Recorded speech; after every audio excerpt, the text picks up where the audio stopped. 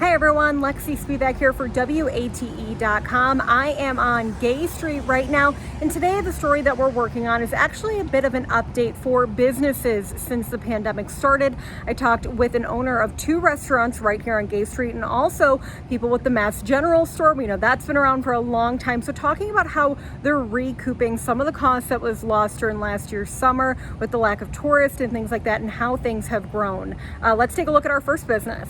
I spoke with Martha Bogg. She's the owner of the Bistro right here, and she says that right now their business is about 30% of where it was pre-pandemic. Okay, so that is because of a couple things. First of all, they rely on a lot of business from the theater right next door. So when shows were canceled and things like that, people weren't coming in here as often. Also, they rely on the businesses around here and especially the complexes across the street because when people started working from home, then they weren't coming into the Bistro as much. So again, they took quite a hit. Now we're going to head down the street to her other shop.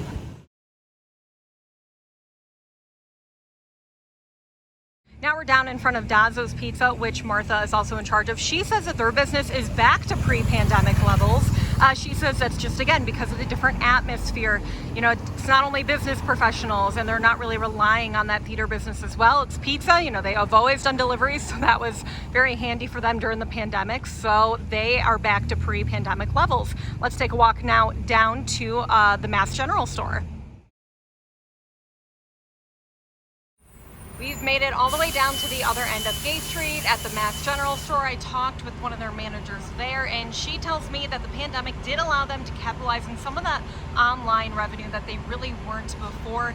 They've also made some changes. What they did was they got some of those essential items, the ones that we were all scrambling for, of course. We're talking about paper towel, toilet paper, laundry detergent, things like that. They now have those in their stores, so that way if there was a second shutdown, they would be deemed an essential business. Another thing I talked with all of these owners and managers about wasn't just what they did over the past year and a half, but how they're moving forward, how they're tracking that Delta variant and any concerns that they might have, also how they're making sure that their employees feel safe and their customers feel safe. We're going to go over all of that and more and make sure that we post it to WATE.com. Have a great day.